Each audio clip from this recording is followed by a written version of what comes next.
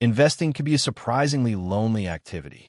You stare at your screen, you make your decisions, and you carry the wins and losses by yourself. So it is no surprise that millions of people gather into investing communities, the forums, the chat rooms, the social feeds and groups where everyone talks markets all day. Today we look honestly at these communities, the real good they can do, and the serious dangers they hide.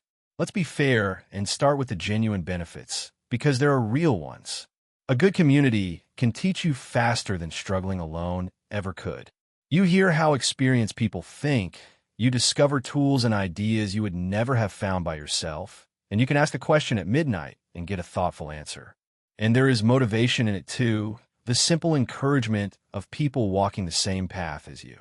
But now we must turn to the dangers, and we will spend more time here because this is where communities quietly hurt people. The traps are subtle, they feel friendly, and that is exactly what makes them so effective. The first danger is the echo chamber. When everyone in a group owns the same stock, something poisonous happens. The group stops being a place to test ideas and becomes a place to cheer for one. Every doubt gets shouted down, every bit of bad news gets explained away, and 100 people reinforce each other's bias until they all feel certain, right up until the stock falls and they all panic together. A room where everyone agrees is not wisdom, is a trap. The second danger is the pump. Some groups exist specifically to whip up wild excitement about a small, obscure stock or coin. The breathless hype, the rocket emojis, the promises of easy riches are often engineered. The people creating the frenzy bought in early and cheaply, and they need a crowd of excited newcomers to buy from them at the top, so they can sell and vanish. When a community is screaming at you to buy something right now, before you miss it, you may not be the guest at the party. You may be the meal. The third danger is amplified FOMO. A community is a constant, scrolling feed of other people's wins. You see the screenshots of huge gains, the bragging, the lucky trades, and you almost never see the quiet losses. That endless highlight reel makes you feel like you're falling behind and pushes you to chase hot moves you would never have touched on your own. The crowd's excitement becomes your worst impulse. And the fourth danger is the most direct, blindly copying trades.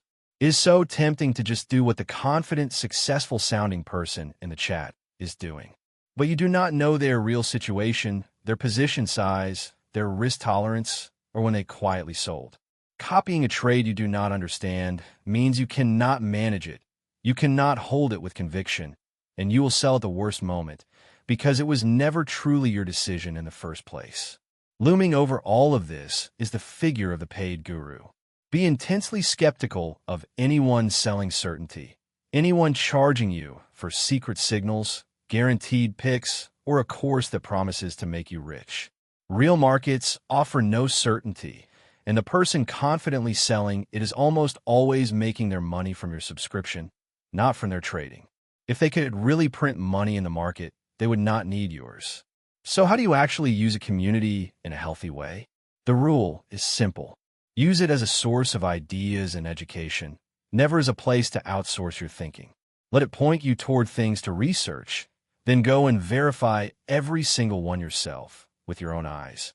And judge the community itself by one clean test. Does it talk about process, risk, and discipline like adults managing money? Or does it just post tickers and screenshots of profits like a casino floor? The first kind can genuinely help you. The second kind will eventually cost you.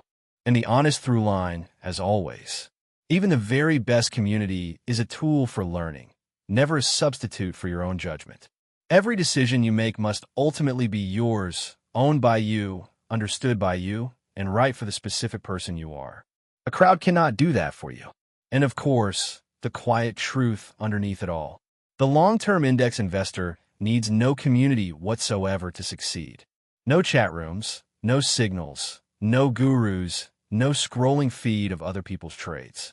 They buy the broad market, hold it for decades, and get on with their lives beautifully, profitably alone.